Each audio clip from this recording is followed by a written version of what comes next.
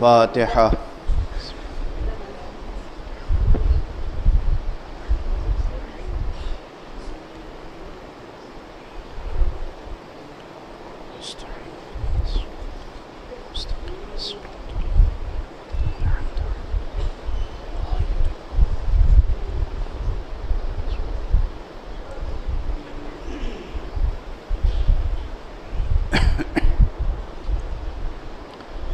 أعوذ بالله من الشيطان الرجيم.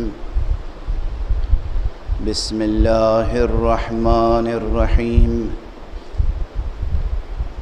الحمد لله رب العالمين، والصلاة والسلام على أشرف الخلائق أجمعين، سيدنا وسيد الأولين والآخرين، حبيبنا وحبيب إله العالمين، إمام المرسلين وخاتم النبيين،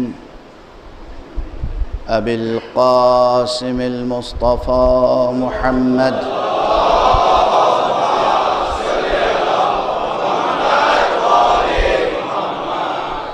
وعلى أهل بيته الطيبين الطاهرين الهداة المهديين المعصومين المظلومين، واللعنة الدائمة على أعداء الحق والدين.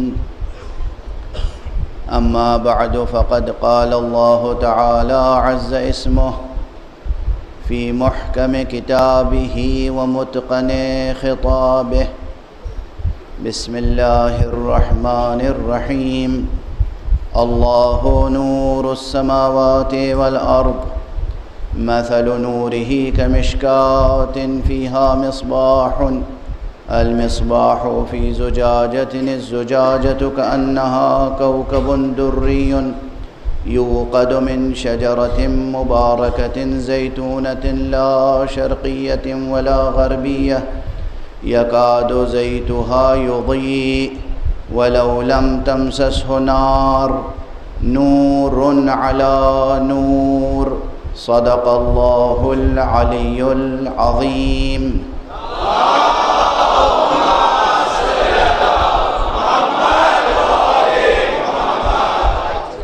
ایک اور بلند تر صلوات پڑھ لیں.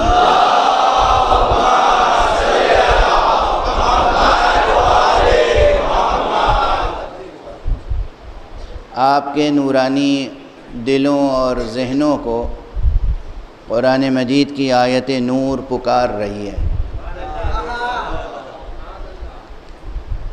آیت نور کا پیغام ہے کہ دیکھو، اللہ ہی ہے آسمانوں اور زمینوں کا نور. اللہ نور السماوات والارض.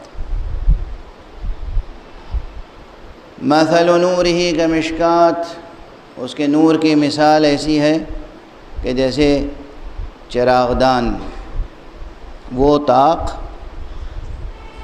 جو ایک طرف سے بند ہوتا ہے. یہ ایک خصوصیت ہے. اس کا ذکر کیوں کر رہا ہوں میں؟ یہ خصوصیت ہے. جو حضرات ادبی ذوق رکھتے ہیں اور ساتھ ساتھ فلسفیانہ ذوق بھی رکھتے ہیں، دونوں کی ذہنی تشنگی اس ایک کلمے سے بجھ جاتی ہے جس کا نام ہے مشکات. آخر قرآن مجید کے الفاظ ہیں، قرآن مجید کے کلمات ہیں. خدا کی قسم، میں اپنی طالب علمانہ کوششوں کے ساتھ جس قدر قرآن مجید کی آیتوں کا مطالعہ کرتا جاتا ہوں، حیرت میں اضافہ ہوتا چلا جاتا ہے،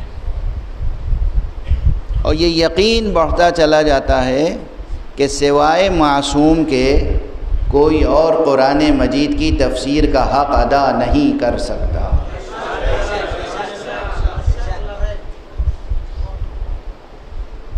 یہ جملہ بھی پہلے عرض کر چکا ہوں کہ قرآن مجید حی و قیوم متکلم کا حی و قیوم کلام ہے۔ یاد رکھیے گا یہ فقرے، یہ جملے۔ اس کا متکلم کون ہے؟ اللہ سبحانہ و تعالی۔ اس کی صفت کیا ہے؟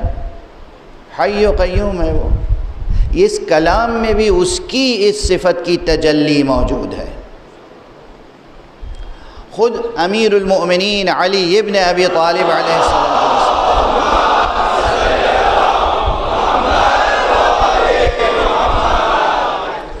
کا ارشاد گرامی ہے قرآن سے متعلق کہ یہ قرآن کو تم کیا سمجھتے ہو؟ قرآن وہ کتاب ہے جس میں اللہ نے اپنی ذات کی تجلی نمایاں کی ہے۔ اللہ اکبر۔ یہ فقرے روزانہ تقریباً عرض کرتا ہوں اس طرح کے فقرے، تاکہ سامعین جہاں تک بھی ہیں قرآن مجید سے وابستہ ہوتے چلے جائیں۔ قرآن، متن قرآن، اصل قرآن، الفاظ قرآن۔ اور پھر ظاہر ہے کہ جب آپ کو اصل کلام سے محبت ہو جائے گی تو آپ کی طبیعت خود بخود مجبور ہوگی جبر محبت کے تحت، جبر ظالمانہ نہیں ہے، جبر محبت جو عین اختیار دل کا نام ہے۔ دل کسی سے مجبور نہیں ہوتا، صرف محبت سے مجبور ہوتا ہے۔ لیکن محبت سے مجبور ہونے کے معنی ہے کہ وہ اتنا قوی ہوتا ہے کہ سوائے محبت کے اور کسی کی بات نہیں سنتا، کسی کے آگے نہیں جھکتا۔ آج کل تو لوگوں کے سینوں میں جو دل ہیں وہ ہوا کے چھوٹے چھوٹے غبارے ہیں، دل تھوڑی ہیں۔ دل وہی ہوتا ہے جس میں محبت پروان چڑھے، اور وہ بھی کس کی محبت؟ دل صرف اور صرف اور صرف خدا کی محبت کے لیے خلق ہوا ہے۔ اور جب خدا کی محبت دلوں میں آ جائے تو وہ دل اتنا مضبوط ہوتا ہے، اتنا قوی ہوتا ہے کہ وہی دل تو ہے جو سر کو بھی سنبھالے رہتا ہے۔ کل یا پرسوں کی مجلس میں کہہ رہا تھا نا کہ جو خدا کے سامنے سر جھکتے ہیں وہ کسی اور کے سامنے نہیں جھکتے۔ یہ سر کو سنبھالے کون رہتا ہے؟ وہ دل جس میں خدا کی محبت ہوتی ہے۔ اب یہ جو میں ادبی انداز سے کچھ باتیں کہہ دیتا ہوں، آپ اسے صرف ادبی جملے ہی سمجھ کے نظر انداز نہ کیجیے گا، اس کے پیچھے بہت طویل مطالعہ ہوتا ہے، حکمت کا، فلسفے کا، عرفان کا، عرفان اسلامی کا، کہ دل کی جاگیر کیا ہے؟ صرف محبت، اور وہ بھی محبت حق۔ بہرحال آپ کے دل اگر آشنائے عظمت قرآن ہو جائیں تو ان بیانات کا اندازہ خود تجربہ کر کے آپ کر سکتے ہیں کہ قرآن مجید میں کیا قوت ہے اور کیا نورانیت ہے، اور اس کے کلمات میں کیا بلاغت ہے۔ دیکھیے، میں موضوع سے ہٹتا نہیں ہوں، مجھے موضوع کی وسعت کا اندازہ ہے۔ اندازہ ہے، پیغام پہنچ گیا۔ آقا حسین علیہ السلام کے نام نامی کے ساتھ جو گفتگو شروع ہوتی ہے،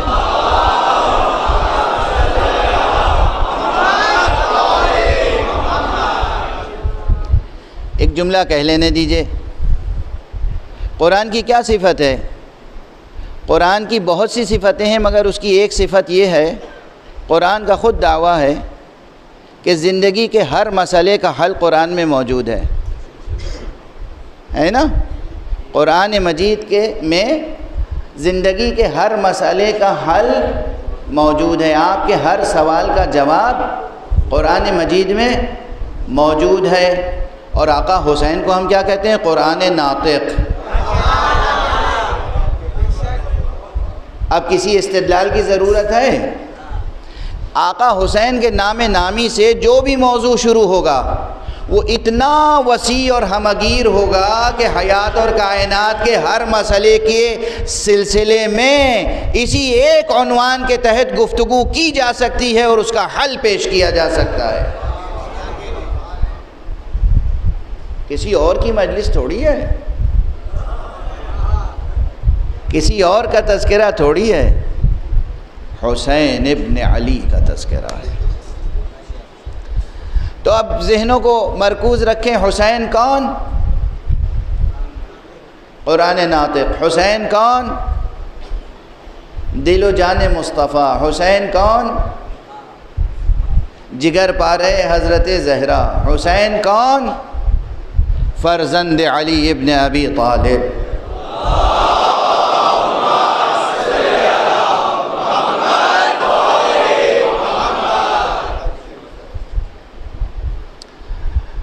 تو جناب حضرت ابو عبداللہ الحسین علیہ السلام کی اس مجلس میں جب بات مولا علی تک پہنچے گی اور پھر آگے پوچھوں کہ حسین کون؟ فرزند پیغمبر۔ جب بات پیغمبر اور مقام ختم نبوت تک پہنچے گی، خاتم النبیین امام المرسلین، تو پھر کون؟ حسین کون؟ وہ جس کا نام نامی بھی گوشوارہ عرش الہی ہے۔ یہ حدیث تو سنا چکا ہوں نا میں آپ کو کہ رسول اللہ صلی اللہ علیہ وآلہ وسلم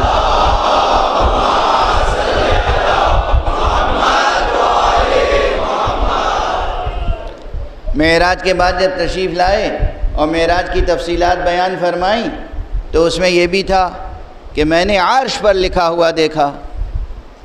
کیا لکھا ہوا دیکھا؟ کہ کلمہ لا الہ الا اللہ لکھا ہوا ہے، اس کے نیچے محمد الرسول اللہ لکھا ہوا ہے، اس کے نیچے علی ولی اللہ لکھا ہوا ہے۔ اب آج یہ حدیث بھی سن لیجئے، یہ بھی رسول کا ارشاد ہے کہ یہ جملہ جو عظمت حسینی کے بارے میں ہے یہ عرش الہی پر لکھا ہوا ہے، ساق عرش الہی پر، کہ حسین کشتی نجات ہیں اور چراغ ہدایت۔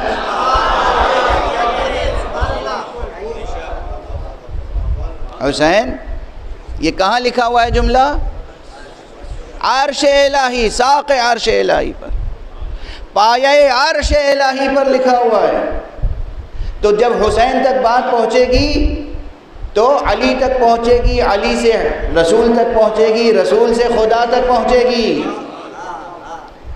تو اگر توحید کی بات درمیان میں آ جائے تو آپ یہ نہ کہا کیجئے، یہ نہ سمجھا کیجئے کہ بات موضوع سے دور چلی گئی ہے۔ حسین علیہ السلام کے تذکرے کے ضمن میں بس چھوٹا سا ایک یہ حصہ قبول کر لیجئے، ذہن میں کہیں پڑا رہے گا، کام آئے گا۔ اگر کوئی فلسفیانہ ذوق رکھتا ہے، اگر کوئی حکیمانہ ذوق رکھتا ہے، تھنکر ہے، انٹلیکچول ہے، اور وہ تھیولوجی کے سلسلے میں، اسلامک آئیڈیالوجی کے سلسلے میں تھورولی بحث کرنا چاہتا ہے، تو یہ سب باتیں آتی ہیں کہ اللہ ایک ہے اور اللہ ہے۔ تو اس سلسلے میں جو ملحدین اکثر سوال کرتے ہیں کہ بھائی کیسے مان لیں کہ اللہ ہے، اس میں دو طرح کی دلیلیں آتی ہیں۔ ایک دلیل ہے جسے کہتے ہیں بطلان دور، اور ایک دلیل ہے جسے کہتے ہیں بطلان تسلسل۔ اب یہ بہت بوجھل اصطلاحیں ہو گئی نا، ابھی آپ کے لیے حل ہو جائیں گی، ذرا سا صبر سے کام لیجئے گا، ذرا سا صبر سے۔ بطلان دور کسے کہتے ہیں؟ دور کسے کہتے ہیں اصلاً؟ یہ پیور فلسفی کی ٹرمینالوجی ہے۔ دور کہتے ہیں اسے کہ ہم پوچھیں کسی سے کہ بھئی یہاں دو چیزیں دکھائی دے رہی ہیں، ایک الف ایک بے، ایک اے ایک بی، یا ایک ایکس ایک وائی، دو چیزیں ہیں، اس میں کون سی چیز کس پر ڈیپینڈ کرتی ہے؟ خالق کون ہے، مخلوق کون ہے. مثلا یعنی ایکس نے وائی کو جنم دیا یا وائی نے ایکس کو جنم دیا. اب اگر پوچھیں کہ صاحب بتائیے، وہ کہیں کہ ہاں ایکس نے وائی کو جنم دیا ہے، ایکس نے وائی کو جنم دیا ہے. اب پوچھیں پھر ایکس کو کس نے جنم دیا؟ کہا وائی نے ایکس کو جنم دیا ہے. یہ چیز عقل میں آتی ہے؟ کسی کی عقل میں آتی ہے؟ یہ بچے ہنسنے لگے کہ it's impossible, absolutely impossible, wrong. کیوں رانگ؟ عقل کہتی، اسی کو کہتے ہیں دور. الف بے پر منحصر ہے اور بے الف پر منحصر. مشکل کیا ہے اس میں؟ جب انالائز کرتے ہیں لاجیکلی اور فلاسفیکلی تو مسئلہ ہوتا ہے ٹائم کا ایک ریفرنس آتا ہے بیچ میں. جب آپ نے کہا کہ الف نے بے کو جنم دیا یا ایکس نے وائی کو جنم دیا، اس کا مطلب کہ ایکس تھا اور وائی نہیں تھا، الف تھا بے نہیں تھا. پھر جب ہم نے کہا کہ پھر الف کو کس نے جنم دیا، تو آپ نے کہا بے نے الف کو جنم دیا. اس کا مطلب کہ جس وقت بے نہیں تھا اسی وقت بے تھا بھی. یعنی ایک ہی وقت میں، ایک ہی آن میں، ایک ہی ظرف زمان میں، ایک ہی ظرف وجود میں، ایک ہی حیز وجود میں، ایک ہی ظرف ہستی میں تھا بھی نہیں بھی تھا. یہ تناقض ہے، باطل ہے، ممکن نہیں ہے. واضح؟ تو یہ ایک دلیل ہے جو پیش کی جاتی ہے وجود باری تعالیٰ کے تعلق سے کہ بھئی یہ کائنات کس نے بنائی؟ اللہ سبحانہ و تعالیٰ نے. اور اللہ کو بنانے والا کوئی اور نہیں ہے. یہ ایک دلیل. دوسری دلیل اس کے مقابلے میں تسلسل کی آتی ہے، وہ بھی باطل ہے کہ کنٹینیویشن. کہ معلوم ہوا صاحب وائی کو کس نے جنم دیا؟ کہا ایکس نے. ایکس کو کس نے جنم دیا؟ مثلا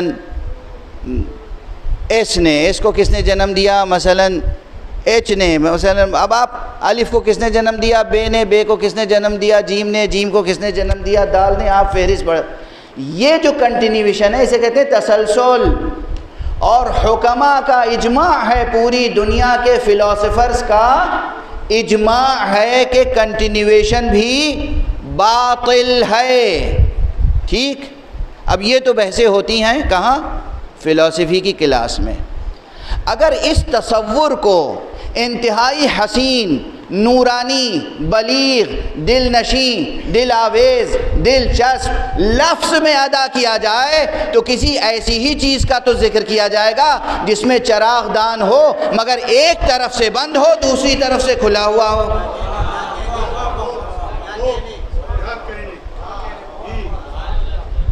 ایک طرف سے بند ہے، یعنی کنٹینیویشن نہیں ہے.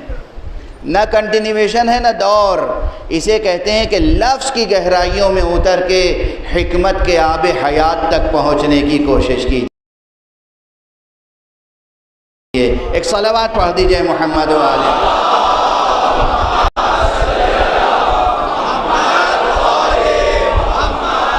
ایک اور صلوات پڑھ دیجئے محمد.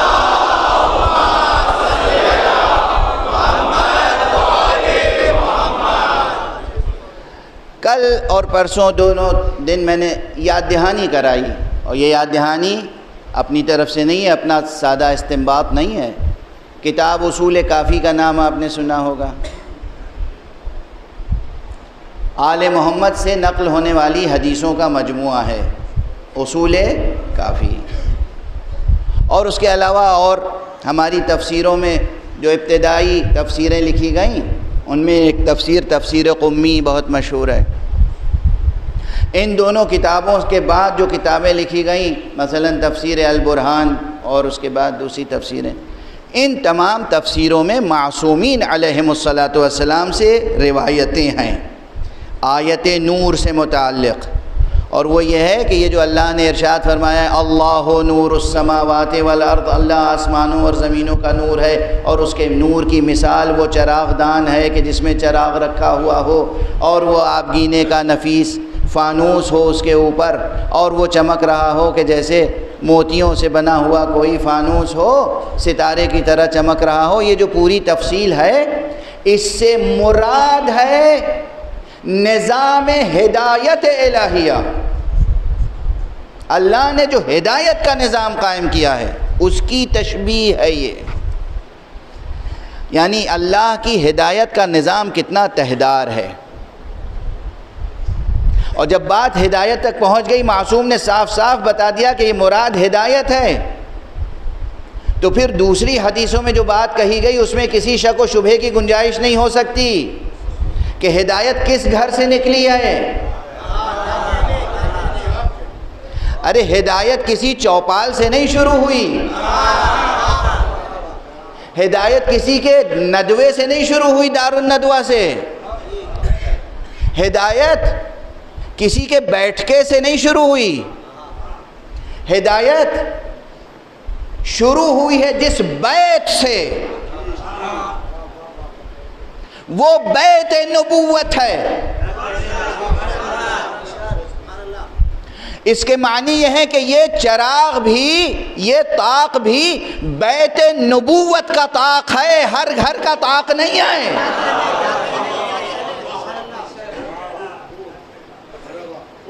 اور میرے اس لفظ پر بھی یاد رکھیے گا، میں بیت النبی نہیں کہہ رہا ہوں، بیت نبوت کہہ رہا ہوں۔ بیت نبی نہیں کہہ رہا ہوں، بیت نبوت کہہ رہا ہوں۔ نبوت وہ جوہر نورانی مجرد جو پتھروں کی کسی دیوار میں، دیوار و در میں منحصر نہیں ہے۔ نبوت کے بیت کا جو طاق ہے وہ ہے چراغ دان ہدایت الہیہ۔ اسی لیے ہماری روایتوں میں مشکات کے باطن کا نام ہے فاطمہ زہرا۔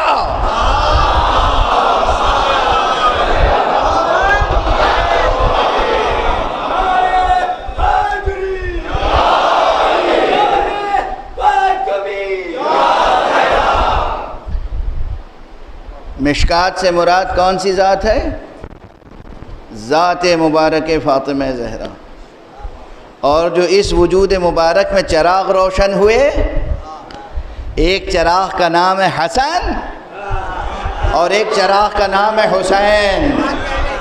اور حسین کی خصوصیت یہ ہے کہ وہ تنہا امام نہیں ہیں، ان کی نسل میں اور 9 امام ہیں، چونکہ امام کے بعد امام، امام کے بعد امام، امام کے بعد امام، ہادی کے بعد ہادی، ہادی کے بعد ہادی، ہادی کے بعد ہادی، چراغ کے بعد چراغ، چراغ کے بعد چراغ، چراغ کے بعد چراغ۔ اسی کو قرآن نے کہا نور علی۔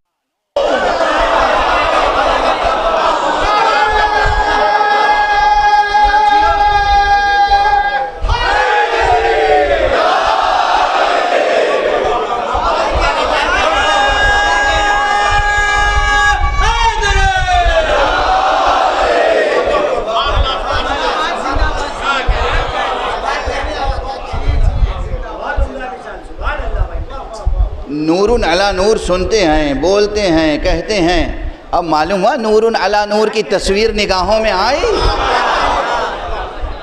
یہ نور علی نور، یہ فقرہ کہیں اور صادق نہیں آتا، یہ اس سلسلہ نورانی پر صادق آتا ہے جو جناب زہرا سلام اللہ علیہا کی کوکھ سے شروع ہوا، جو صلب علی سے شروع ہوا، جو نسل حسین سے آگے بڑھا، جو مہدی پر ٹھہرا ہوا۔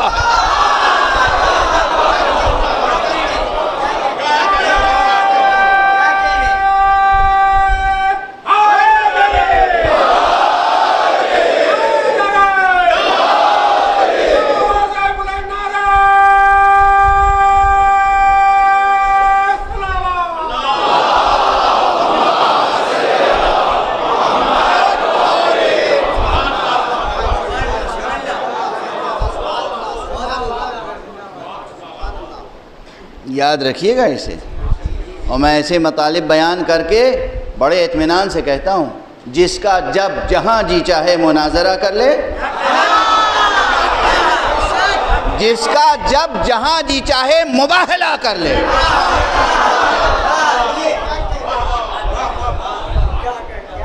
یہ نہ کوئی غلو ہے نہ کوئی خود ساختہ باطنی تفسیر، یہ فصاحت و بلاغت کلام الہی ہے،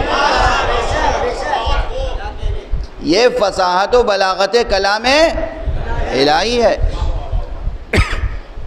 حضرت امام جعفر صادق علیہ السلام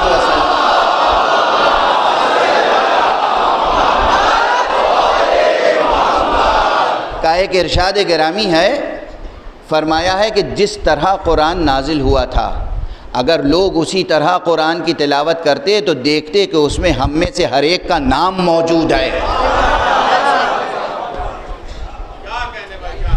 اس شجرہ نور میں سے ہم میں سے ہر ایک کا نام موجود، یعنی اب بھی موجود ہے۔ قرآن میں کوئی تحریف نہیں ہوئی، صرف قرأت کی بات ہے، صرف ریڈنگ کی بات ہے، کون کس طرح ریڈنگ کرتا ہے، کون کس طرح ریڈنگ کرتا ہے۔ سمجھ رہے ہیں آپ؟ یہ ریڈنگ جو ہے نا، ایسے یہ بہت یہ انٹلیکچول ایشو ہے۔ یہ ایک ٹیکسٹ ہے، اسے پڑھنے والے کوئی پڑھتا ہے اس سے کچھ نہیں سمجھتا، کوئی پڑھتا ہے کچھ اور سمجھ لیتا ہے، لیکن جو بات اس ٹیکسٹ میں اس ٹیکسٹ کو بنانے والے نے کہی ہے اس تک پہنچنا ایک ہنر ہے، اور وہی اصل ہنر ہے۔ تو قرآن مجید میں اہل بیت اطہار سے ہونے والے تمام عالم انسانیت کے جو ہادی ہیں، رہبر ہیں، امام ہیں، ان سب کا تذکرہ ہے، بہت واضح واضح، روشن روشن۔ ارے آیت نور ہوتے ہوئے بھی کسی کی آنکھیں بے نور ہو جائیں تو اس میں قرآن کا کیا قصور ہے؟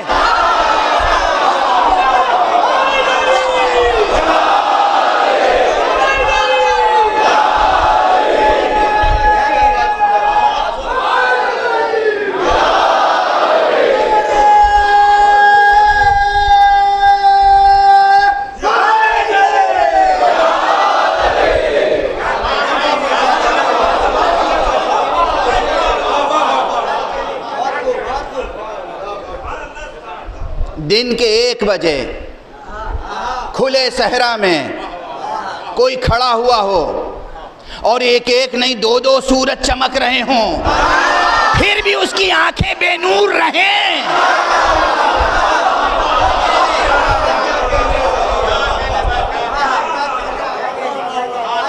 تو سورج کا کیا قصور ہے؟ دن کا کیا قصور ہے؟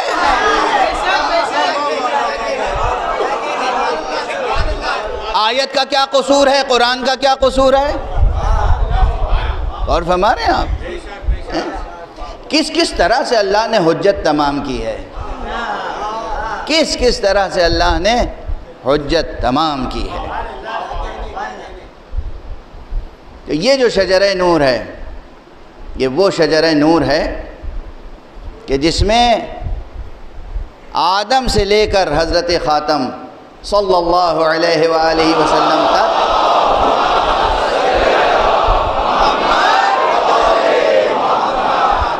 کوئی ایک مشرک نہیں ہوا، چونکہ شرک ہے تاریکی، کوئی ایک کافر نہیں ہوا چونکہ کفر ہے تاریکی، کوئی ایک غیر عادل نہیں ہوا، کوئی ایک فاسق نہیں ہوا اس صلب مبارک میں، اس شجرہ نور میں کوئی ایک۔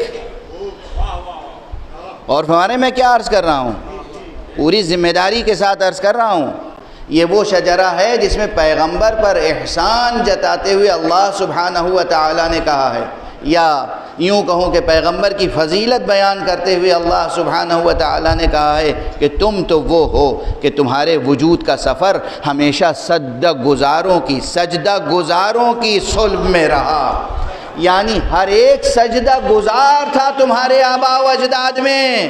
کافر ہونے کا سوال کیا پیدا ہوتا ہے؟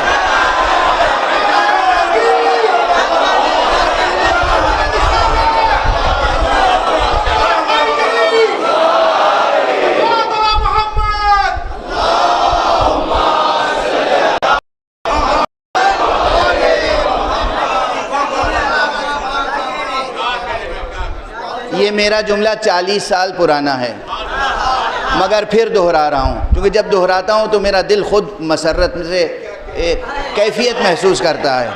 40 سال پرانا جملہ ہے جو میں نے پہلی بار امام بارگاہ غفرہ مآب میں، امام باڑہ غفرہ مآب میں لکھنؤ میں عرض کیا تھا کہ لوگ آج تک ایمان ابو طالب پہ بحث کرتے ہیں۔ ارے میں تو منبر پر ایمان ابو طالب زیر بحث لانا، زیر سوال لانا سوء ادب سمجھتا ہوں۔ ایمان تو اس کا زیر سوال آنا چاہیے جو ابو طالب کو بھی ولی نہ سمجھتا ہو۔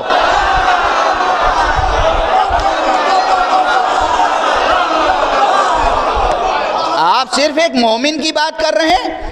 ابو طالب یہ نہیں کہ مسلم تھے، یہ نہیں کہ مومن تھے، یہ نہیں کہ سجدہ گزار تھے، ابو طالب وہ ولایت رکھتے تھے جس ولایت کے زیر سایہ نبوت پروان چڑھی۔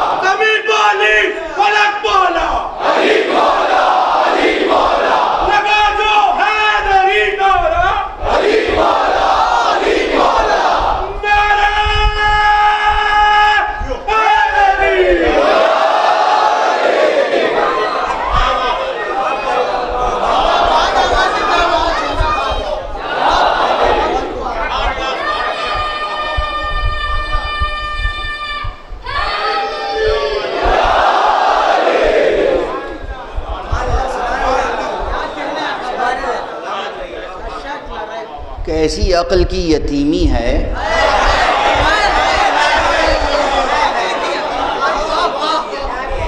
کیسے یتیم العقل ہیں وہ جو بحث کرتے ہیں کہ حضرت ابو طالب ایمان لائے تھے یا نہیں لائے تھے۔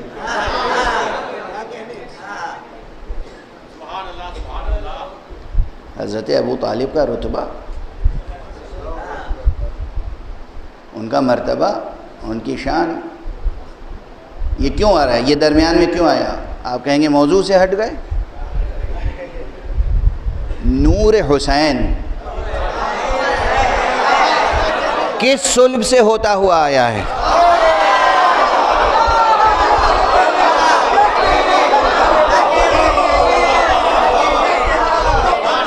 حسین ابن علی، علی ابن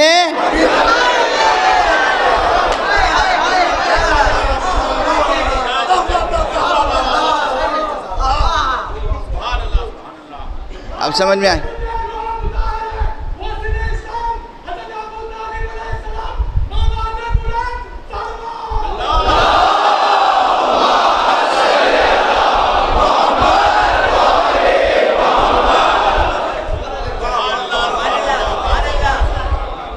قیام قیامت تک کے لیے چمکتا ہوا، دمکتا ہوا آفتاب توحید حسین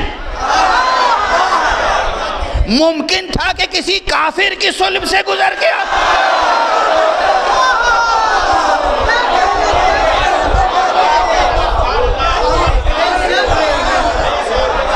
اور اسی لیے ایک جملہ اور عرض کروں، ایک جملہ اور، یہ بھی پرانا، وہی 40 سال پرانا جملہ ہے۔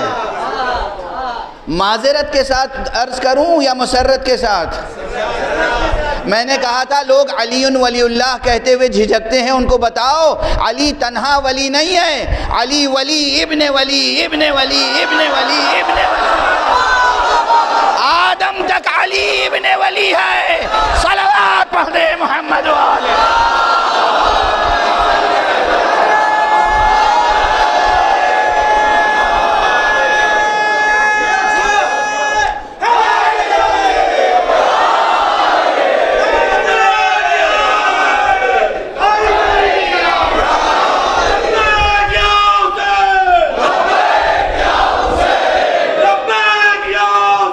لبیک یا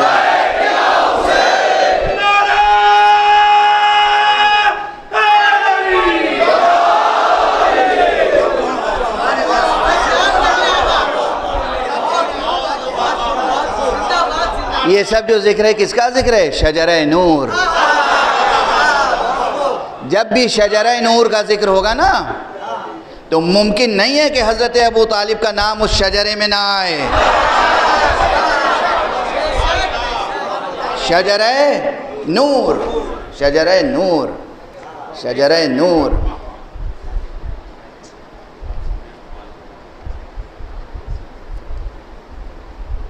آقا حسین کا ذکر کروں؟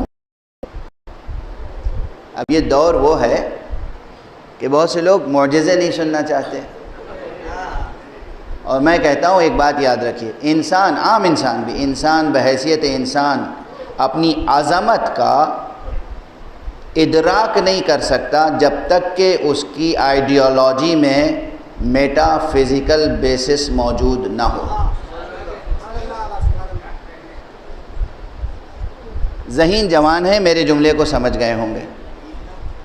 صرف فزیکل، صرف میٹیریل بیسس سے بات بنتی نہیں ہے جب تک کہ میٹا فزیکل بیسس موجود نہ ہو، ما بعد الطبیعاتی بنیاد فکر جب تک نہ ہو، اس وقت تک انسان، عام انسان اپنی عظمتوں کو درک نہیں کر سکتا، چہ جائے کہ نبی اور امام کی عظمتوں کی باتیں ہیں۔ تو ما بعد الطبیعاتی فکر کا زندہ رکھنا ضروری ہے۔ یہ بنیادیں، فکری بنیادیں، یہ انٹلیکچول بیسس، یہ ضروری ہے، ایک بیس بنانا ضروری ہے۔ کس کا؟ میٹا فزیکل بنیادیں، ما بعد الطبیعاتی۔ تو ما بعد الطبیعاتی فکر جب ہوگی، اور یہ یاد رکھیے کہ جب بھی اللہ کی طرف سے آنے والے، اللہ کی طرف سے مقرر ہونے والے کسی ہادی کا تذکرہ ہوگا تو اس کے ثبوت کے لیے معجزہ لازمی ہوگا۔ اگر یہ شرط کڑی نہ رکھی جائے تو ماشاءاللہ نبوت کا دعویٰ کرنے والوں کی کمی ہے۔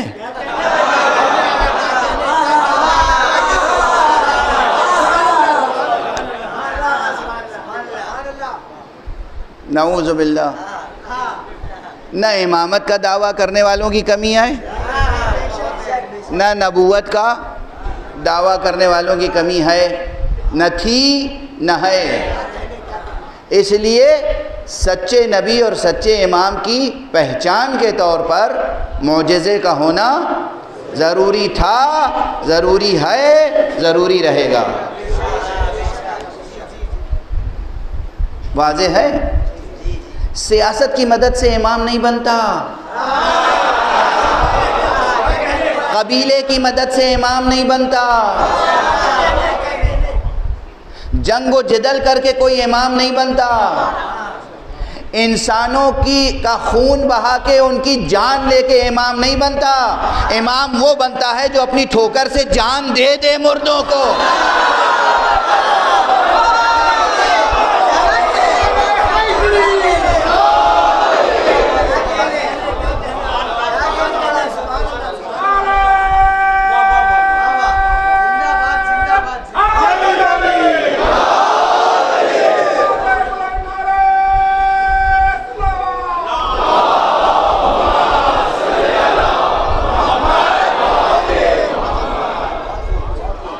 معلوم ہوا کہ بستیوں پر، انسانی بستیوں پر حملے کیے، لوگوں کو لوٹا، قتل کیا، غارت کیا، اور اس کے بعد مسلط ہو گئے، کہا اب ہم امام مسلمین ہیں۔ واہ سبحان اللہ، زندگی گزری دہشت گردی میں، آخر میں بن گئے امام مسلمین۔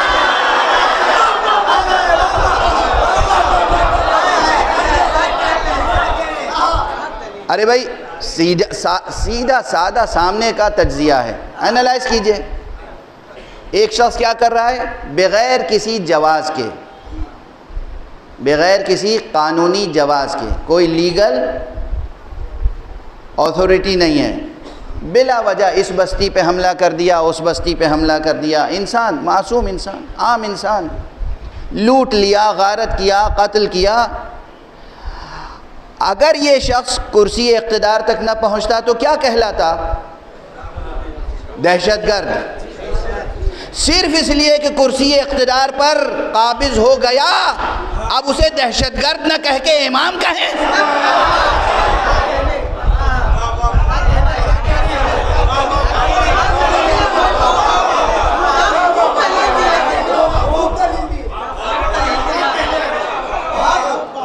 یعنی اب امام کے لیے اللہ کی طرف سے تائید ضروری نہیں ہے، نبی کی طرف سے تائید ضروری نہیں ہے، قرآن کی طرف سے تائید ضروری نہیں ہے، انسانوں کو کچلو، مارو، قتل کرو، لوٹو، دہشت گردی کرو، قابض ہو جاؤ، امام ہو گئے۔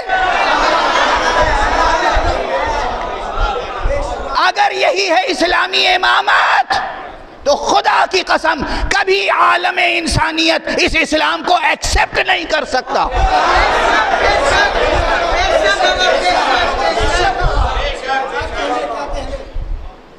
امام تو وہ ہوتا ہے جو ہر اعتبار سے آخر تک کوشش کرے کہ خون ریزی نہ ہو، کسی کا بھی ایک ذرا سا بھی مال ضائع نہ ہو۔ اور یہ امام وہ ہوتا ہے کہ جو اس کا حق چھین لیا جائے تو چھین لیا جائے، مگر کسی عام آدمی کا حق نہ چھینا جائے۔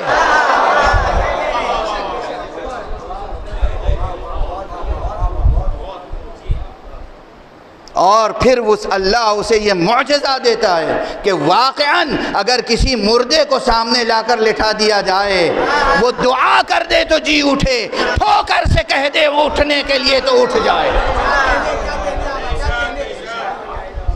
یہ معجزات کس نے کب کب پیش کیے؟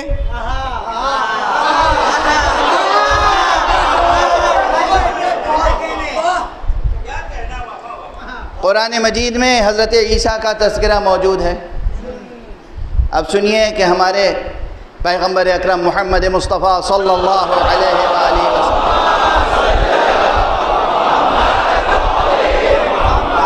کے پاس کچھ لوگ آئے، یہ روایت کسی کے پاس ہو یا نہ ہو ہمارے پاس ہے، ہمارے سندوں کے ساتھ ہے، ہم جنہیں سچا سمجھتے ہیں انہوں نے ہمیں بتایا۔ آپ کے سچوں نے بھی اگر بھلا دیا تو یہ ان کی کمزوری ہے، ہم کیا کر سکتے ہیں؟ ہمارے یہاں یہ روایت موجود ہے، معصوم کے سلسلے سے موجود ہے۔ لوگ آئے پیغمبر کے پاس، کس کے پاس؟ خاتم النبیین، امام المرسلین، رحمت للعالمین، محمد ابن عبداللہ صلی اللہ علیہ وسلم۔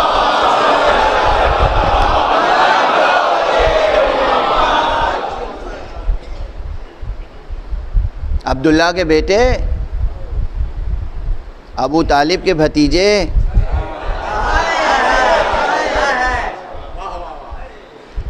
اگر آپ سچے نبی ہیں، سچے رسول ہیں، تو جو عیسیٰ نے معجزہ دکھایا تھا وہ دکھائیے۔ کہا کیا؟ کہا عیسیٰ مردوں کو زندہ کر دیتے تھے، آپ بھی مردوں کو زندہ کیجئے۔ سوال تھا رسول سے، رسول نے کہا علی کہاں ہو؟ یہاں ہو۔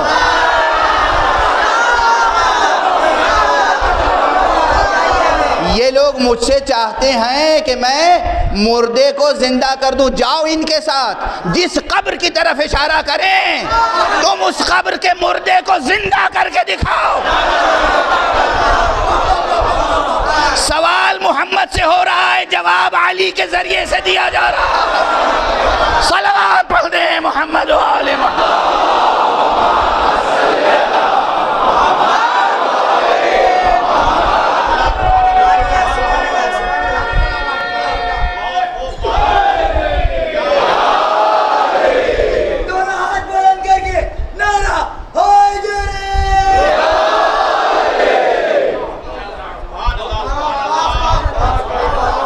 اس نبی کا نواسا،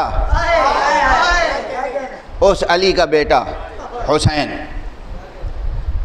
اس نے زندگی میں کتنے معجزے دکھائے، کتنی فضیلتیں بیان کروں آقا کی۔ جتنے معجزے جناب عیسیٰ کے ہیں وہ سب معجزے امام حسین کی زندگی میں موجود ہیں۔ یہاں تک کہ روایت موجود ہے ہماری کتابوں میں کہ جب آقا حضرت امام حسین علیہ السلام بطن مادر میں تھے تو اپنی مادر گرامی سے گفتگو کیا کرتے تھے.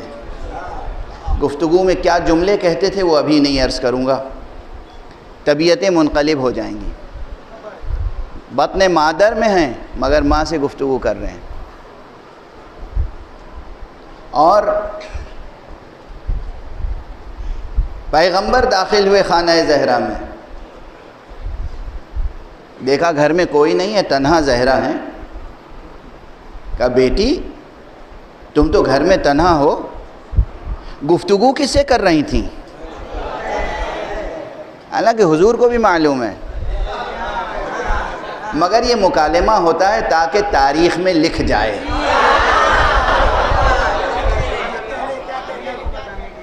تاکہ بات لکھ لی جائے. بیٹی باتیں کس سے کر رہی تھی؟ بیٹی نے کہا بابا جان یہ جو بچہ ہے نا میرے شکم میں، یہ مجھ سے باتیں کرتا ہے. اچھا وقت ختم ہو گیا، جی چاہتا تھا کہ میں کچھ دیر تک پڑھوں، لیکن بس اب جی چاہتا ہے کہ اسی روایت کو مکمل کر دوں.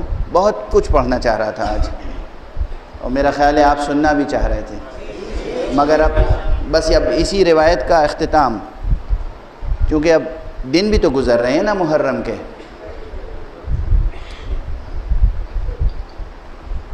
جب سرکار نے پوچھا کہ بیٹی کس سے باتیں کر رہی تھی، کہا یہ میرے شکم میں جو بچہ ہے مجھ سے باتیں کرتا ہے. اور اس کے بعد آنکھوں میں آنسو آ گئے. بابا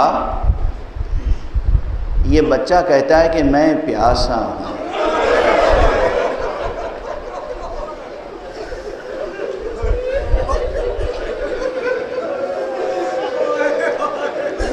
اجرکم علی اللہ، اجرکم علی اللہ، اجرکم علی اللہ. یہ بچہ مجھ سے کہتا ہے مادر گرامی میں پیاسا ہوں، مادر گرامی میں قتیل ہوں، مادر گرامی میں ذبیح ہوں.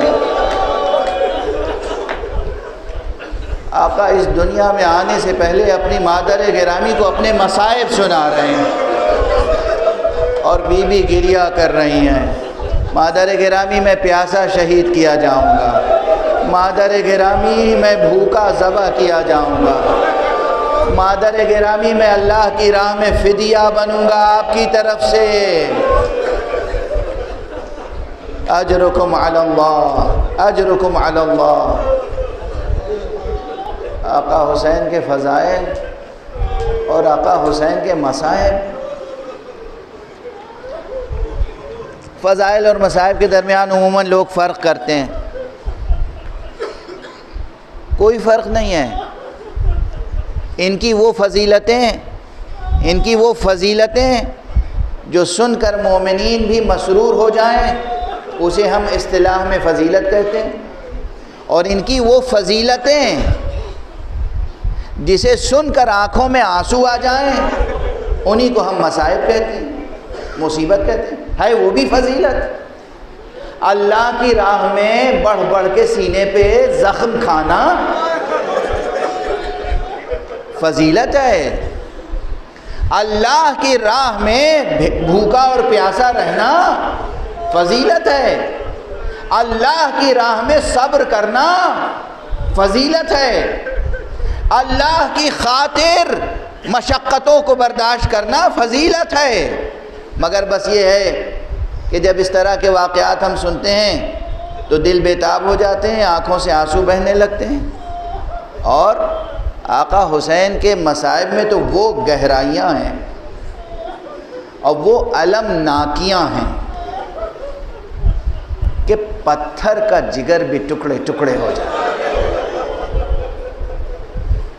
اسی لیے اکثر میں مصیبت کی پوری روایتیں بھی پڑھ نہیں پاتا ہوں.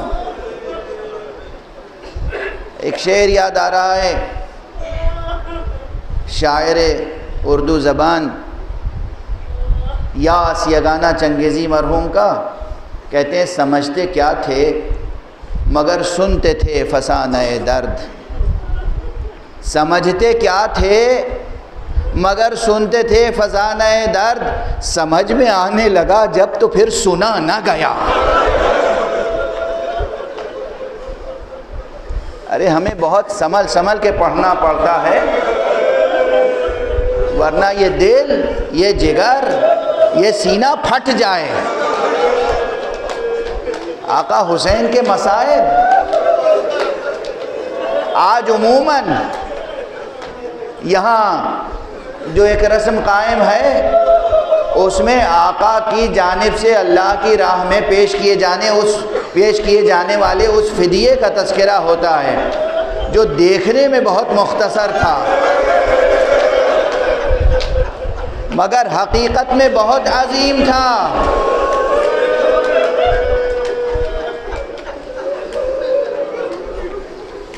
مگر کربلا کی داستان کیسی عظیم داستان ہے۔ 6 مہینے کے بچے سے لے کر اور تقریباً 90 برس تک کے بزرگ تک سب اس جہاد میں شریک رہے ہیں۔ اجازت دیجئے میں آج کئی نام ذکر کر دوں آپ کے سامنے۔ دن کم ہیں، شبیں کم ہیں، اس لیے بہت سے تذکرے تو ہوتے ہی نہیں ہیں۔ جو حضرات تاریخ کربلا پڑھنا چاہتے ہیں وہ پڑھیں اور دیکھیں جا کے۔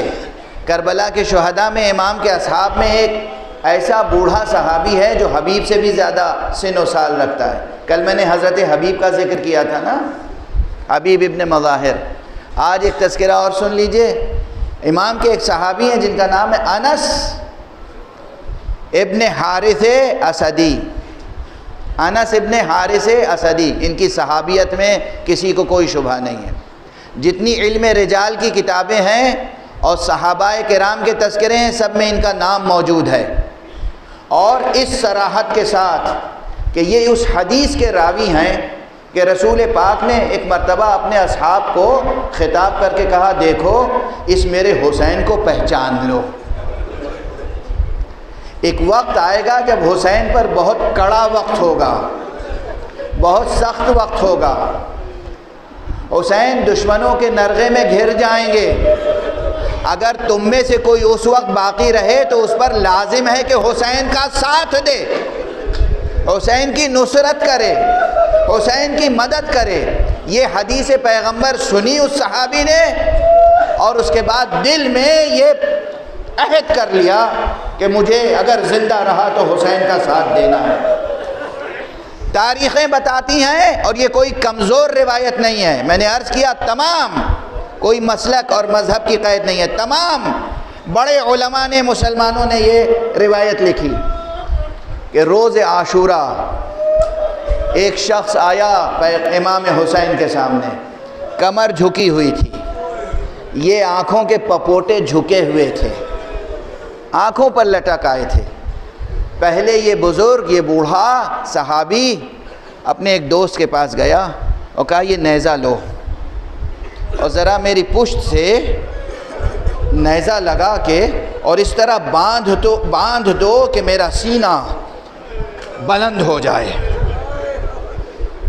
اور اس کے بعد ایک رومال دیا، کہا یہ رومال لے کے یہاں پیشانی پر اس طرح پپوٹے اوپر اٹھا کے باندھ دو تاکہ میں دیکھ سکوں۔ اور اس کے بعد شمشیر لی اور امام حسین کے پاس آ کے کہا، فرزند رسول اجازت ہے کہ میں بھی آپ کے اوپر جان قربان کروں؟ تاریخ کی لفظیں ہیں، امام نے ایک مرتبہ اس شان سے اپنے نانا کے اس صحابی کو دیکھا اور امام نے گریہ کرنا شروع کر دیا۔ انس خدا تمہیں جزائے خیر دے، اگر شوق جہاد ہے تو جاؤ اللہ کی راہ میں جہاد کرو۔ انس اسی کیفیت میں گئے، بے پناہ جہاد کیا اور کئی دشمنان خدا کو قتل کیا، اور اس کے بعد جام شہادت نوش کیا۔ اور جیسے ہی آپ نے کہا اس صحابی نے، یا ابا عبداللہ یا ابن رسول اللہ علیک منی السلام، فرزند رسول آپ پر میری طرف سے آخری سلام۔ امام بے تابانہ دشت کربلا میں گئے، اس صحابی کے پاس بیٹھے، پیشانی پر بوسہ دیا، اس کے حق میں دعائیں کی، کیا کیا شہادتیں پیش ہوئی ہیں کربلا میں۔ سنو، گریہ کرو، سنو اور گریہ کرو، صحابی سے لے کر، عزیز سے لے کر، اقربا سے لے کر، اور کئی غلام ہیں جو کربلا میں شہید ہوئے ہیں۔ غلام، ایک مشہور نام ہے جون کا نام، غلام ابو ذر، ایک مشہور نام ہے، تاریخ میں ہے، ممبروں پہ کم تذکرہ آتا ہے۔ ایک غلام امام حسین غلام ترکی جس کا نام اسلم ہے۔ آقا امام حسین کی انسان نوازی، اپنے جانثاروں کی قدر شناسی، اس کا اندازہ کریں گے؟ جون کے جملے یاد ہیں نا، ممبر سے سنتے رہتے ہیں نا۔ جون بوڑھے ہو گئے تھے، جون بھی، اب وقت نہیں ہے کہ تاریخ بیان کروں، جون کے حالات تاریخ میں بہت کچھ روشن ہیں۔ جون غلام سیاہ تھے، غلام سیاہ حبشی، اور امام زین العابدین علیہ السلام کے غلام تھے، امام حسین کے غلام تھے۔ اس سے پہلے جناب اصل میں امام حسین نے ابو ذر کو دیا تھا، ابو ذر سے پھر امام حسین کے پاس آ گئے، ایک تاریخ ہے روشن ان کی۔ جون آئے، کہا آقا اجازت ہے کہ میں بھی جنگ کروں، جہاد کروں؟ کہا جون تم تو غلام ہو، غلام اپنے آقاؤں کے ساتھ اس لیے ہوتے ہیں تاکہ زندگی کی راحتیں پائیں، زندگی کی آسائشیں میسر ہوں، تو آسائشوں میں ہم نے تمہیں اپنے ساتھ رکھا، مگر ہم نہیں چاہتے کہ ہماری مصیبتوں کا بوجھ بھی اٹھاؤ۔ جون تڑپ گئے، آقا مگر یہ ممکن ہے کہ آسائش کے زمانے میں تو ہم آپ کے ساتھ رہیں، مصیبت میں ساتھ چھوڑ دیں؟ اور اس کے بعد جون نے ایسے جملے کہے، جذباتی جملے، ہاں آقا میں حبشی غلام ہوں، میرا رنگ سیاہ ہے، میرے لہو سے بو آتی ہے، اس لیے آپ نہیں چاہتے کہ میرا خون آپ کے خون سے میں شامل ہو جائے، مگر خدا کی قسم میں ساتھ چھوڑ کر جانے والا نہیں ہوں۔ کچھ اس انداز سے جون نے اصرار کیا، اجازت طلب کی، امام نے اجازت دی اور جون کے حق میں دعا کی، پروردگار جون کے چہرے کو روشنی بخش دے۔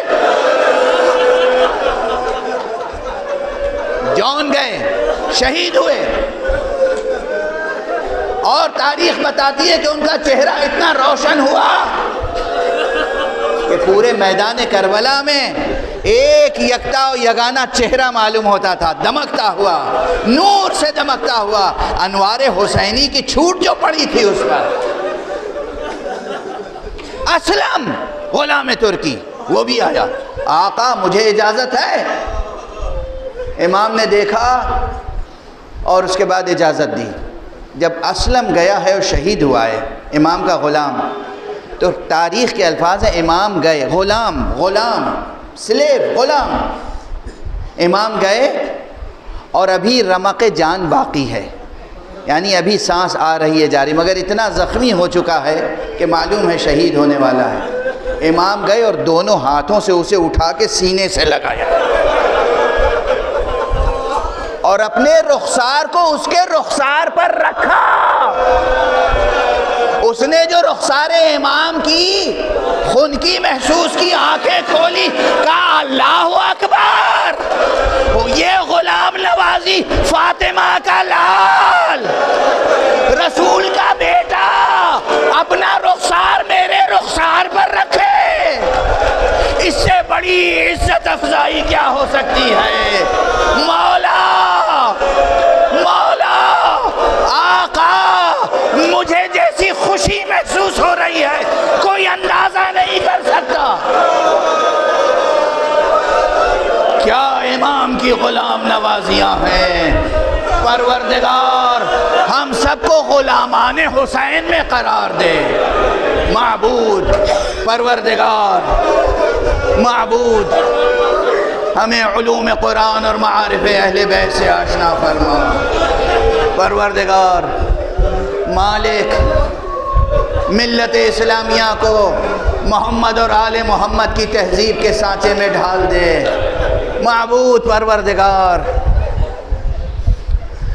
عالم انسانیت عالم بشریت پوری دنیا میں جہاں جہاں بھی مشکلوں سے دوچار ہے بے امنیوں بے چینیوں سے دوچار ہے پروردگار اس عالم انسانیت کو خون حسین کے صدقے میں امن اور عافیت عطا فرما پروردگار ہمارے سروں پر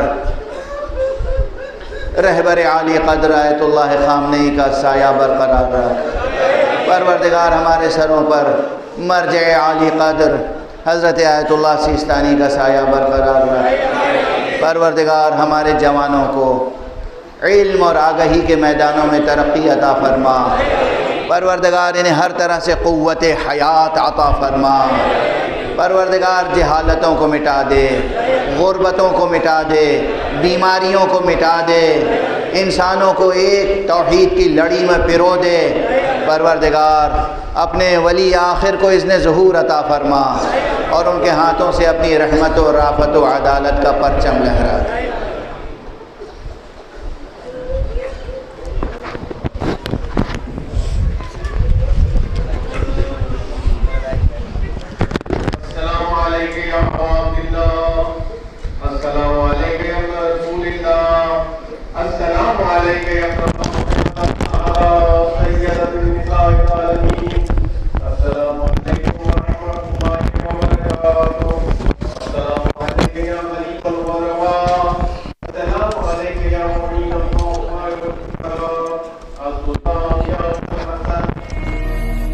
السلام على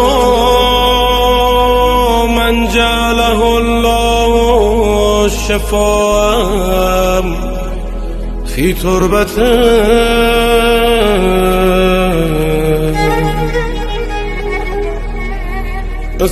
السلام على من الإجابة تحت قبته